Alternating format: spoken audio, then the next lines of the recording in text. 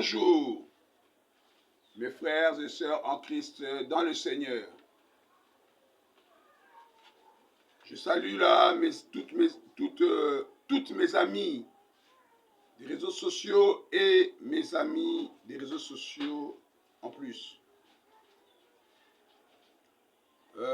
Nous sommes toujours en train de démontrer la prière qui nous a été léguée par notre Seigneur Jésus-Christ, la prière sacerdotale.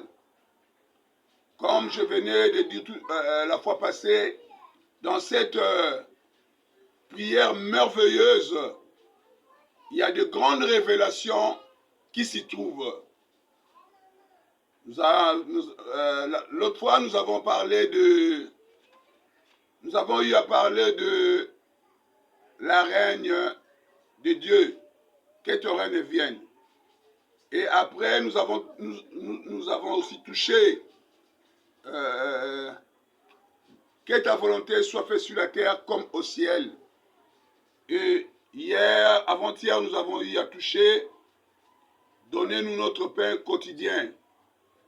Aujourd'hui, nous allons parler du péché, du pardon du péché. Là où cette prière nous dit, pardonne nos offenses, comme nous pardonnons aussi à ceux qui nous ont offensés. Voilà. Aujourd'hui, nous allons parler du pardon du péché. Nous, les chrétiens, nous, les gens qui adorent Dieu au truchement de son Fils Jésus-Christ. Nous voulons en savoir plus sur le pardon du péché. Tout le monde est pécheur. Oui, ça c'est certes. C'est la Bible qui nous dit ça dans 1 Jean chapitre 1 verset 8. La Bible nous dit, si quelqu'un dit qu'il n'a pas péché, il n'est pas dans la vérité. Et il fait passer notre Dieu pour Jésus pour un menteur. Et il n'est pas dans la vérité parce que tout le monde vit dans le péché. Mais Apocalypse chapitre 2 verset 5 nous dit, souviens-toi d'où tu es tombé et répands-toi. La repentance est venue pour nous sauver. La repentance est venue pour nous remettre dans l'état initial, dans l'état initial, dans la vision cruciale de Dieu. La repentance, celui qui nous a amené la repentance, c'était Jean-Baptiste. Mais Jésus-Christ nous a amené la conversion. C'est-à-dire le changement de la direction. Ça ne veut pas dire que Jésus, comme il nous a amené le changement de la direction, parce qu'il y a une très grande différence entre la repentance et la conversion. La conversion, c'est se détourner du mal et commencer à faire du bien. Mais la repentance, ça dit que lorsque toi tu es tombé, il faut se repentir, il faut réfléchir, il faut se remettre à toi-même et commencer de nouveau à marcher dans la foi chrétienne. C'est ça ce que nous voulons expliquer aujourd'hui. Nous allons lire la parole de Dieu dans Ésaïe chapitre 1, Ésaïe chapitre 1, verset 17 à 18. Voilà, là, la parole de Dieu nous dit, même pratiquez le bien, faites bien aux orphelins, faites bien aux pauvres, faites bien aux veuves. Pratiquez le bien et détournez-vous du mal. Et venez, nous allons plaider. Venez et plaidons, même si vos péchés deviennent plus rouges que la cramoisie. Je le rendrai plus blanche que la neige. Voilà la pensée de Dieu par rapport au pardon du péché. Mes amis, ce que nous aurons comme conseil à prodiguer, surtout dans l'église de Dieu, surtout dans la foi chrétienne, il y a des gens qui adorent sans se convertir. Ils vont à l'église de Dieu, ils parlent de Jésus mais sans se convertir. Il y a des gens qui sont à l'église, ils travaillent, ils ont des occupations dans nos assemblées, mais sans se repentir. Voilà là où les choses ne semblent pas bien marcher et Dieu ne serait pas d'accord. C'est comme si vous êtes en train de faire un travail en vain. Dieu est saint. Tout ce qu'il adore doivent être aussi saints comme Dieu, parce que c'est lui qui nous sanctifie. La Bible nous dit que nous sommes sanctifiés par la parole et par la prière. Voilà un peu. Nous allons tout droit au but. Le pardon, c'est quoi? Lorsque tu as transgressé la loi, lorsque tu as transgressé, lorsque tu as fait le mal à ton prochain, lorsque tu as fait quelque chose qui ne plaît pas à Dieu, qui n'est pas autorisé dans la foi chrétienne, directement, c'est-à-dire que cela est taxé comme un péché. Pour obtenir le pardon à Dieu, c'est-à-dire qu'il faut avouer, il faut être sincère. Le pardon est lié à la sincérité. Le pardon n'est pas verbal. Le pardon, pour obtenir le pardon, cela doit venir dans ton cœur, dans ton cœur. Lorsque tu as pris la chose d'autrui, tu tu vas à l'église, maintenant tu as perdu tout ça. Si tu veux être en communion avec ton Dieu, la Bible nous recommande d'aller d'abord remettre ce que tu avais pris, ce que tu avais volé, ce qui était d'autrui. Tu vas d'abord remettre ça, et puis tu vas rentrer devant le trône de grâce, là où il y a le pardon et le secours de Dieu. Là où il y a la grâce et le pardon et le secours de Dieu, pour obtenir ce que tu auras comme besoin. Ce que tu dois faire, tu dois d'abord aller remettre ce que tu as pour obtenir le pardon. Voilà. Le pardon a ses principes. Le pardon a ses principes. Si tu ne te convertis pas, si tu ne te répands pas, tu n'auras pas non plus le pardon. Mais qu'est-ce que nous constatons dans l'église de Dieu? Nous avons des gens qui accumulent le péché sur péché, mais ils vont à l'église. Ils disent qu'ils sont des adorateurs de Jésus-Christ. Non, c'est une paradoxe. C'est une contradiction totale. Tu dois d'abord obtempérer, tu dois d'abord obéir. Qu'est dit la parole de Dieu par rapport au pardon du péché? Pour obtenir le pardon du péché, c'est que si tu avais quelque chose qui ne t'appartenait pas, quelque chose d'autrui, tu dois d'abord aller remettre ça et rentrer devant le trône de grâce.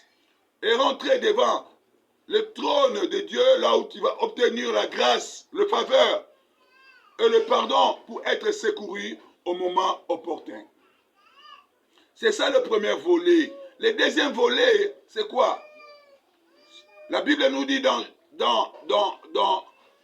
Jacques chapitre 5, versets 13 à 15, quelqu'un parmi vous est-il malade, qu'il appelle les anciens de l'Église. Ceux-ci prieront pour lui et lui en a l'huile au nom du Seigneur Jésus-Christ. La prière fervente de l'homme juste, la prière de la foi sauverait les malades. Et la prière fervente de l'homme juste a une grande efficacité. Même si la personne a commis le péché, ce péché sera pardonné. Voilà la deuxième séquence. Ça dit quoi? Il faut maintenant chercher les anciens de l'Église. Qui sont ceux-là, les anciens de l'Église? Les anciens de l'Église sont des ministres de Dieu. Sont des ministres de Dieu. Si tu as un péché qui te dérange, que peut-être tu as oublié, je ne sais pas moi, il faut chercher les anciens. Lorsqu'ils auront à prier, leur prière efficace fera que Dieu puisse te pardonner. Ce n'est pas moi qui le dis, mais c'est la parole. C'est pourquoi Jésus avait lui-même l'homme de l'onction, il avait pardonné les gens. Va, que ton péché te soit pardonné. L'homme n'avait pas demandé le pardon du péché, mais l'homme s'était approché de Jésus seulement. Jésus qui est aujourd'hui le trône de grâce pour secourir ceux-là qui ont péché. Ceux-là qui désirent quelque chose. Jésus a pardonné la femme adultère. La femme qui avait connu l'adultère dans son toit conjugal. Cette femme-là a été pardonnée par Jésus. Parce que Jésus, c'est le meilleur avocat. Mais il est le meilleur avocat, bien sûr. Mais nous devons étaler tout ce que nous avons fait en cachette devant Jésus, devant cette grâce. Je crois que ça c'est le deuxième séquence. Troisième séquence, que nous dit la parole de Dieu à propos de toutes ces choses-là? Il faut aussi pardonner à ceux qui nous ont offensés. Qui t'ont offensé? Peut-être tu n'arrives pas à pardonner aux autres, mais toi tu veux seulement obtenir le pardon venant de Dieu. Ce n'est pas du tout ça la parole de Dieu. Tu retiens des gens dans ton cœur en disant qu'ils t'ont fait du mal. Or la Bible nous dit dans Romains chapitre 18 verset 20, faites du bien à ceux qui vous font le mal. Donnez du pain à ceux qui vous maltraitent. En agissant ainsi, c'est comme si tu étais en train de leur amasser des charbons ardents dans leur tête. Voilà. Il faut savoir pardonner aux autres pour que toi aussi tu sois pardonné par Dieu. Toi, tu veux obtenir le pardon venant de Dieu, mais tu n'arrives pas à pardonner ton prochain. Tu gardes toujours ton prochain dans ton cœur. Comme une valise pleine de gens là-dedans. Aujourd'hui, je te conseille de libérer toute personne tu gardes dans ton cœur comme une valise qui n'arrive pas à être ouvert. Fais sortir tout le monde, tous ceux qui t'ont fait du mal, depuis ton bas âge jusqu'à aujourd'hui. Faites un effort de le pardonner. Pardonne-nous comme nous pardonnons aussi à ceux qui nous ont offensés. Toi, tu veux seulement qu'on te pardonne, mais tu n'arrives pas à pardonner ton frère. Tu n'arrives pas à pardonner ceux qui t'ont offensé autrefois. Faites ça. Tu obtiendras aussi la grâce et la faveur de Dieu par rapport au pardon. Je crois que nous avons compris. Parce que Dieu cherche les vrais adorateurs.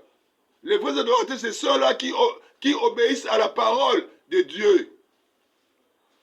Comme dit Timothée, toute écriture inspirée est là pour nous corriger et pour nous enseigner. Tu vas à l'église, mais tu n'arrives pas à pardonner les gens. Tu gardes toujours les gens dans ton cœur. Mais tu implores la grâce et la faveur de Dieu. C'est inadmissible. C'est inadmissible.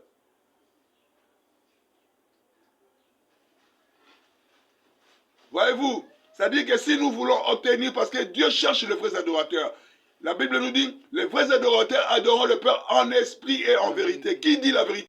La vérité, c'est la parole de Dieu. C'est la parole révélée pour nous sauver. Jésus est venu pour nous sauver. Si toi, tu ne seras pas sauvé, c'est-à-dire que cela revient à toi-même. Tu n'arrives pas à mettre en pratique la parole qui nous a été étalée par Dieu au travers des prophètes et des apôtres, dont la pierre angulaire est Jésus, selon Éphésiens chapitre 2, verset 20. Faites-toi un effort de comprendre que dit la parole. Faites-toi un effort de comprendre que dit la parole par rapport au pardon du péché. Ta vie ne change pas parce que tu ne veux pas libérer les gens dans ton cœur, parce que tu ne veux pas pardonner les gens. Toi aussi, Dieu ne t'a pas pardonné. Tu crois être pardonné. Non, ça c'est l'apparence. Nous sommes dans une entreprise de la foi. De la foi. Nous croyons par la foi. Mais la foi peut être jugée par des actes. La Bible nous dit, la foi sans actes, ce n'est pas la foi. Si les choses ne semblent pas bien marcher, il faut faire une rétrospective. Non, il faut regarder derrière encore. Il faut t'examiner pour voir là où ça ne va pas. Pourquoi ça ne va pas? Parce que tu retiens les gens dans ta vie. Tu ne veux pas pardonner. Tu n'arrives pas à pardonner. tu n'arrives pas à pardonner ton frère, tu n'arrives pas à pardonner tes parents, tu n'arrives pas à pardonner tes frères, tu n'arrives pas à pardonner, je ne sais pas moi, toi-même tu sais, allez-y d'abord à pardonner les autres et tu obtiendras aussi le pardon venant de Dieu. Pardonne nos offenses comme nous pardonnons à ceux qui nous offensent. Est-ce que toi tu pardonnes ceux qui t'ont offensé? Pose-toi cette question pour faire des déclarations. Parce que Dieu cherche des gens véridiques. Dieu cherche des gens véridiques parce que lui-même, il est la vérité. Toi, tu vas au culte, tu adores, tu vas à l'église, mais tu marches dans le noir. La Bible nous dit, je suis la lumière éternelle. Je suis la lumière du monde. C'est lui qui me suit. Ne marchez pas dans le noir. Il aura la lumière éternelle de la vie. Tant que vous avez la lumière, ne marchez pas dans le noir. Tant que la lumière vous éclaire, marchez dans le jour. Voilà la parole de Dieu. Le jour, c'est quoi? Le jour, c'est la vérité. Le jour, c'est Jésus. Le jour, c'est être véridique. Le jour, c'est la nature de Dieu, parce que Dieu avait dit, au commencement était le ténèbre régnait et la lumière, mais Dieu avait vu que la lumière était bon. C'est ça le jour, il appela la lumière jour. Marchez dans le jour pour obtenir ce que vous avez comme besoin. Marchez dans le jour pour arriver dans ton objectif. Marchez dans le jour pour accomplir tout ce que Dieu t'avait promis. Marchez dans le jour pour faire réussir ton destin. Voilà, je crois que nous avons compris. C'était l'apôtre Emmanuel Ezunga, votre humble serviteur. Nous avons eu à parler sur ça. Je crois que prochainement, nous allons encore voir là où nous pouvons toucher, justement pour la bénédiction des enfants de Dieu. Que Dieu vous bénisse. On compte se revoir la fois prochaine si Dieu nous accorde encore une faveur. Bye bye. À demain.